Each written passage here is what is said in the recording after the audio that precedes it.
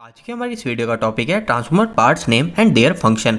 मतलब इस वीडियो के अंदर हम यह जानेंगे कि ट्रांसफॉर्मर में कौन कौन से पार्ट्स लगे होते हैं और उनका क्या क्या कार्य होता है। दोस्तों वीडियो के अंदर आपको ये अच्छे समझ में आए इसके लिए मैंने यहाँ पे ट्रांसफॉर्मर की तस्वीर ली है और इसी के अलावा मैंने यहाँ पे 12 ट्रांसफॉर्मर के पार्ट्स को हाईलाइट कर रखा है, जैसे नंबर 1, नंबर 2, नंबर 3।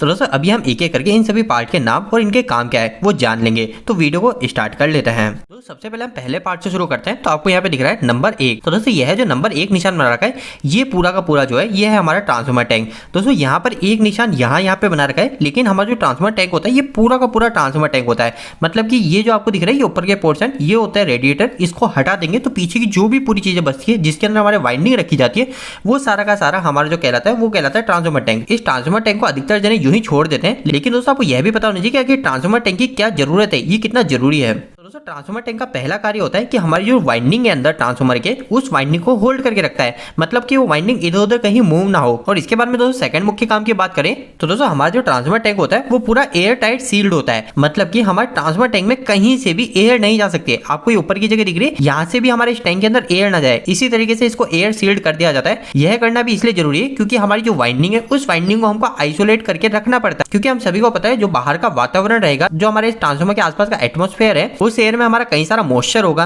तो दोस्तों वो जो मॉइस्चर होगा वो हमारी ट्रांसफॉर्मर की वाइंडिंग को नुकसान पहुंचा सकता है। तो इसलिए हमारा जो ट्रांसफॉर्मर टैंक होता है इस ट्रांसफॉर्मर टैंक को एयर सील्ड रखा जाता है। तो दोस्तों इस तरीके से हमने पहले पॉइंट को समझ लिया। अब हम सेकंड और थर्ड पॉइंट पे आ जाते हैं जो कि हमारे बुशिंग। दोस्तों हमारे इस ट्रांसफॉर्मर के टॉपिक में आगे बढ़ने से पहले हमारे आज के इस वीडियो को स्पॉन्सर करने वाले को धन्यवाद देंगे, जो कि अनअकैडमी एजुकेशन प्लेटफॉर्म है। दोस्तों इस वीडियो के माध्यम से अनअकैडमी प्लेटफॉर्म स्टूडेंट को यह बताना चाहता है कि इस समय अनअकैडमी गेट 2021 की प्रिपरेशन के लिए काफी सारे नए नए तरीकों को ला रही है। और इसी के बीच में अनअकैडमी इसी 30 सितंबर को इंडिया लेवल पर एक गेट चैलेंज टेस्ट करवा रही है। इस टेस्ट में पार्टिसिपेट करना पूरी तरीके से फ्री है और जो इस टेस्ट में टॉप 25 स्टूडेंट होंगे उनको अनअकैडमी के द्वारा कुछ प्राइजेस भी दिए जाएंगे। और अगर हम इसी टेस्ट के बारे में बात करें तो इस टेस्ट के अंदर आपको 65 क्वेश्चन दिए जाएंगे, जिसको सॉल्व करने के लिए आपके पास 150 मिनट होंगे। और दोस्तों यहाँ पर अच्छी बात यह है कि ये जो टेस्ट कंपनी ले रही है ये गेट 2021 को देखकर ही डिजाइन किया गया है। तो इस टेस्ट को देने से सबसे पहली चीज तो आपकी प्रैक्टिस होगी और इसी के साथ साथ आपको अपनी ऑल इंडिया लेवल रैंक भी पता चल जाएगी। और आखिरी के अंदर मैं वापस बता देता हूँ कि जो इसके अंदर टॉप 25 स्टूडेंट रहेंगे उनमें स्टार्टिंग के 5 जनों को 5,000 रुपए, 6 से लेकर 15 तक के स्टूडेंट को 3,000 रुपए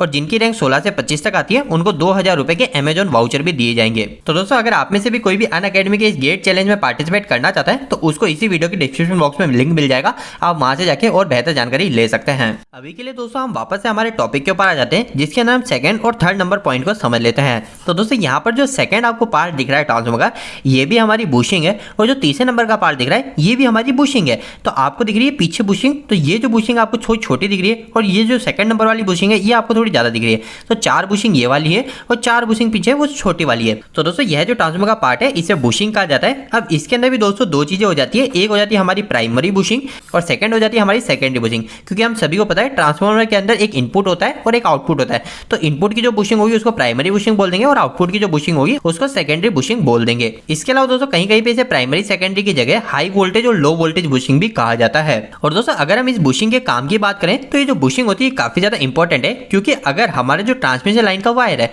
उस वायर को लाके अगर मैं हमारी इस वाइंडिंग से डायरेक्ट कनेक्ट करूंगा तो वो किसी भी तरीके से सेफ नहीं होगा। वो वायर हमारी इसकी बॉडी पे टच हो सकता है ट्रांसफॉर्मर की, इसके अलावा और भी कई सारी प्रॉब्लम हो सकती है। तो इसके लिए हमारी ये बुशिंग लगाई जाती है, जिसकी वजह से हमारी ट्रांसफॉर्मर की जो बॉडी है और हमारा जो लाइव वायर है उनके बीच में एक डिस्टेंस पैदा हो जाता है, जो कि किसी भी प्रकार के शॉर्ट सर्किट को होने से रोकने में काफी ज्यादा सहायक है। तो दोस्तों इस तरीके से हमारा सेकंड और थर्ड पार्ट इस ट्रांसफॉर्मर का क्लियर हो जाता है। नेक्स्ट आ जाता है दोस्तों हमारे फोर्थ पॉइंट पे। अब फोर्थ पॉइंट के अंदर जो हमारे मार्क कर रखा है वो हमारे इसको कर रखा है।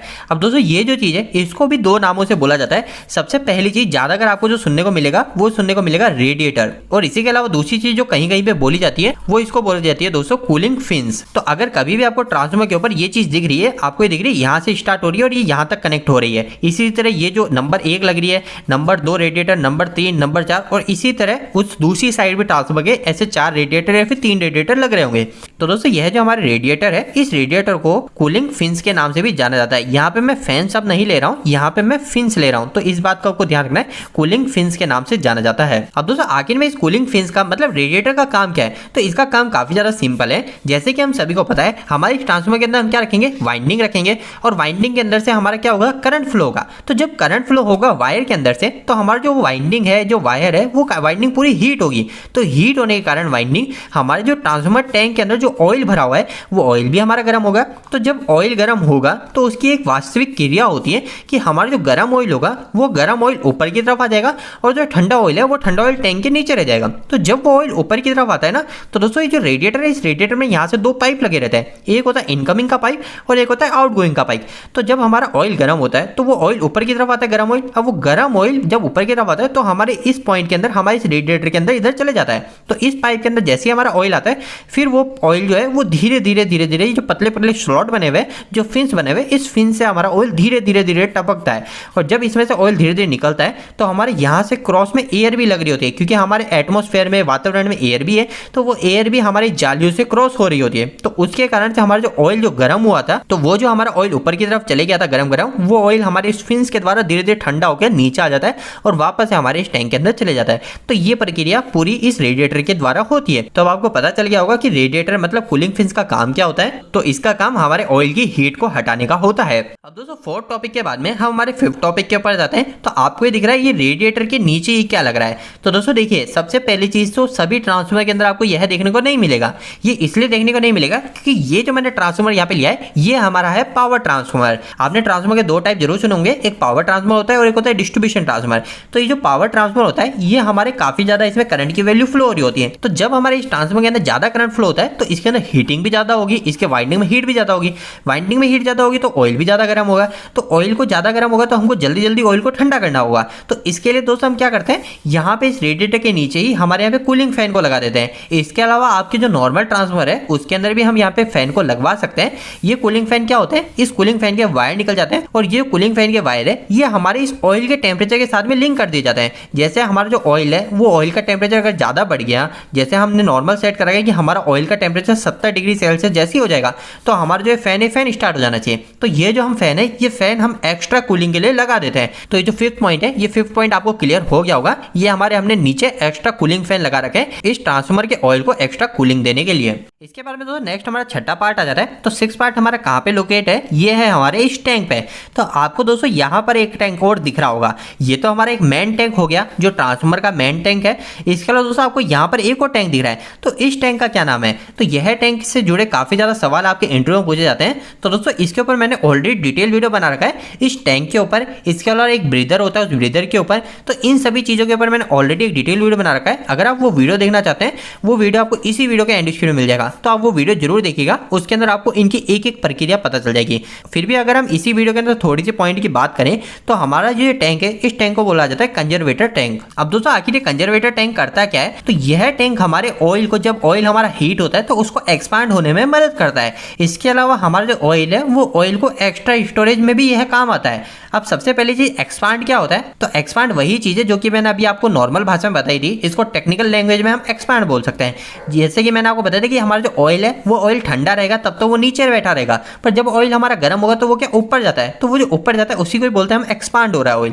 तो जब ऑयल एक्सपांड होता है तो हमारे ये जो टैंक है टैंक तो फुल भरा हुआ है, तो ऑयल को एक्सपांड होने के लिए भी जगह चाहिए ना। जब ऑयल ऊपर उठेगा तो उसको जगह चाहिए, तो उसके लिए करते हैं ये हमारा जो कंजर्वेटर टैंक है इस टैंक को हम सिर्फ आधा ही भर के रखते हैं। तो इसको आधा भरने से क्या होगा, ऑयल को एक्सपांड होने की जगह मिल जाएगी। तो इसीलिए हमारे जो कंजर्वेटर टैंक है इस कंजर्वेटर टैंक को आधा भी भरा जाता है। इसके ऊपर दोस्तों डिटेल में आपको जानकारी चाहिए तो आप प्लीज से उस वीडियो को देखिएगा। आपको इस कंजर्वेटर टैंक से और ब्रीदर से जुड़ी कई सारी नॉलेज उस वीडियो के अंदर मिल जाएगी। अभी के लिए दोस्तों हम नेक्स्ट पार्ट के ऊपर आ जाते हैं जो कि हमारा 7 पार्ट। अभी 7 पार्ट कहाँ पे आपके अटैच हो रहा है, तो आपको ये दिख रहा है ये हमारे इस बुशिंग पे कनेक्ट हो रहा है। अब दोस्तों ये जो बुशिंग है आप बोलेंगे ये तो हमारे इसी की बुशिंग है। दोस्तों ऐसा बिल्कुल भी नहीं है, ये जो हमारा 7 पार्ट है ये हमारी अलग बुशिंग है। तो दोस्तों यह जो बुशिंग है ये है हमारे ग्राउंड के टर्मिनल की। अगर आप सभी इलेक्ट्रिकल फील्ड में कहीं पे वर्क कर रहे हैं तो आप सभी ने नोटिस किया होगा कि हमारे जो ट्रांसफार्मर का स्टार पॉइंट होता है उस स्टार पॉइंट को हम क्या करते हैं, ग्राउंड से कनेक्ट करते हैं। तो दोस्तों वो जो ग्राउंड से कनेक्ट किया जाता है वो हमारे इसी पॉइंट के द्वारा किया जाता है। किसी किसी ट्रांसफार्मर के अंदर यहाँ पे बैक साइड में दे दिया जाता है वो पॉइंट, किसी किसी ट्रांसफार्मर में ऊपर ही दे दिया जाता है। तो इस ट्रांसफार्मर के अंदर यहाँ पे ऊपर दे रखा है कि ग्राउंड का टर्मिनल। तो यह जो 7 पार्ट है इसको हम बोलेंगे सिस्टम ग्राउंड टर्मिनल। और दोस्तों इसी बीच में आपको बता दूं, अगर आपके मन में यह भी कंफ्यूजन है कि हमारे ट्रांसफार्मर का जो स्टार पॉइंट होता है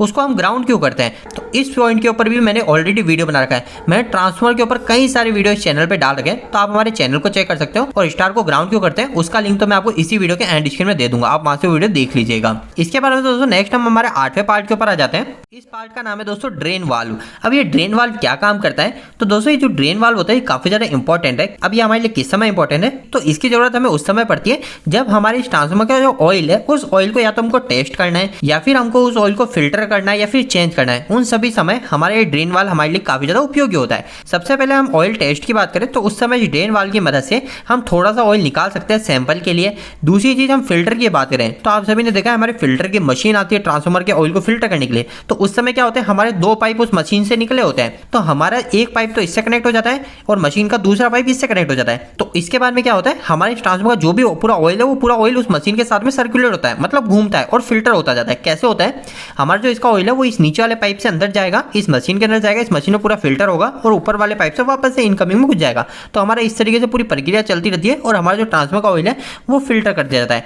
इसके अलावा जब हमें ट्रांसफार्मर के ऑयल को पूरा चेंज करना होता है तो उस समय भी हमारा ये एयर पार्ट जो कि ड्रेन वाल्व है ये हमारे काफी काम आता है। तो अब आपको पता चल गया होगा कि आखिर इस पॉइंट को क्या बोलते हैं और इसका क्या नाम है। अब दोस्तों इस 8 पॉइंट के बाद में हमारा नेक्स्ट पॉइंट आता है 9 पॉइंट। तो दोस्तों हमारा जो 9वां पार्ट है वो हमारे इस चित्र के अंदर नहीं है, क्योंकि हमारा जो 9वां पार्ट है वो ब्रीदर है और वह जो ब्रीदर है वो ब्रीदर इस कंजर्वेटर टैंक के साथ में कनेक्ट होता है। तो वो ब्रीदर इस कंजर्वेटर टैंक के पीछे की साइड चले गया, तो उसकी अलग से इमेज मैंने यहाँ पे नीचे लगा रखी है। तो दोस्तों यह जो आपको पॉइंट दिख रहा है ये काफी ज्यादा इंपॉर्टेंट है, इंटरव्यू के अंदर इससे काफी ज्यादा सवाल पूछे जाते हैं। तो अगर अभी हम सबसे पहले इसके नाम की बात करें तो इसका नाम है दोस्तों ब्रीदर। अगर इस ब्रीदर को आप हिंदी में ट्रांसलेट करोगे तो आपको इसकी वर्किंग पता चल जाएगी। ब्रीदर का मतलब हो गया कि सांस लेना, सांस छोड़ने के लिए। तो हमारे जो ट्रांसफार्मर के अंदर जो भी बाहर की एयर जाएगी, जो भी चीजें होगी वो सारी की सारी इस ब्रीदर के थ्रू ही जाएगी। तो इस ब्रीदर के अंदर यहाँ पे सिलिका जेल का उपयोग किया जाता है ताकि हमारा जो बाहर की एयर है उस एयर के साथ में हमारा कोई भी मॉइस्चर ना चले जाए। तो ब्रीदर का जो मुख्य काम होता है वो यही होता है कि हमारी जो बाहर की एयर है उस बाहर की एयर को फिल्टर करके ही ट्रांसफार्मर के अंदर भेजना।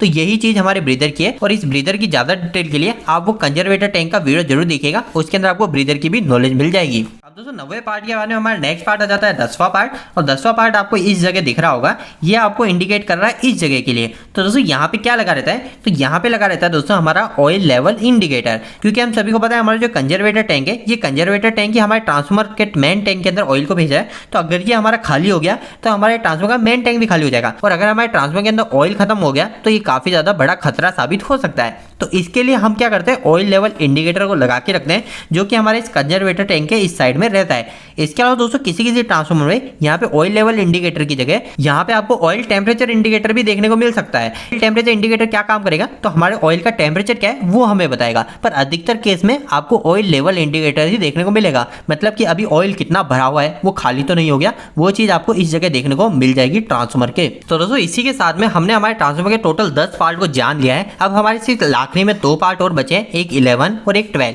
सबसे पहले हम 11 पार्ट की बात कर लेते हैं। तो आपको जो 11 पार्ट है ये आपको सभी ट्रांसफार्मर के अंदर नहीं देखने को मिलेगा। ये या तो आपको मॉडर्न ट्रांसफार्मर के अंदर देखने को मिलेगा जो अभी लेटेस्ट बन रहे हैं, या फिर अगर हम देखें तो पावर ट्रांसफार्मर के अंदर आपको देखने को मिल सकता है। ये क्या पार्ट है दोस्तों, तो आपको दिख रहा है जो बुशिंग है, इस बुशिंग के नीचे यहाँ पे एक अलग से एक पार्ट को लगा रखा है। ये चीज क्या है, तो यह है दोस्तों हमारे सीटी। और अगर हम इसी पार्ट का नाम देखें जो कि हम इसको बोलते हैं, वो बोलते हैं दोस्तों बुशिंग करंट ट्रांसफार्मर। ये जो बुशिंग करंट ट्रांसफार्मर है, यह जो करंट ट्रांसफार्मर है ये हमारे प्राइमरी साइड पे लगा होता है ताकि हमारे इस ट्रांसफार्मर के अंदर कितना करंट जा रहा है उस करंट की हम अच्छे से मॉनिटरिंग कर सके। तो उसके लिए आजकल के हमारे जो मॉडर्न ट्रांसफार्मर आ रहे हैं उसके अंदर हमारे बुशिंग के साथ में ही एक सीटी लगा दी जाती है। और दोस्तों आखिरी के अंदर हमारा 12 पार्ट बच जाता है जो कि हमारा कंट्रोल पैनल। अभी कंट्रोल पैनल क्या है, तो इसके तो नाम से आपको पता चल गया है कि कंट्रोल करने के लिए जो पैनल लगाया जा रहा है वो कंट्रोल पैनल है। तो हमारी ट्रांसफार्मर के अंदर जितने भी हमारे कंट्रोल के वायर है वो सभी सबसे पहले इस कंट्रोल पैनल के अंदर आएंगे। चाहे अगर आप इस सीटी की बात करें, चाहे आप बुकोज रिले की बात करें, चाहे आप इस कूलिंग फैन की बात करें, तो जितने भी हमारे वायर है वो वायर सबसे पहले हमारे इस कंट्रोल पैनल के अंदर ही आएंगे। उसके बाद में ही हमारे यहाँ से वो हमारे सर्किट ब्रेकर के अंदर जाके कनेक्ट होंगे। तो यह जो हमारा कंट्रोल पैनल है, ये कंट्रोल पैनल भी हमारे ट्रांसफार्मर में एक मुख्य भूमिका निभाता है।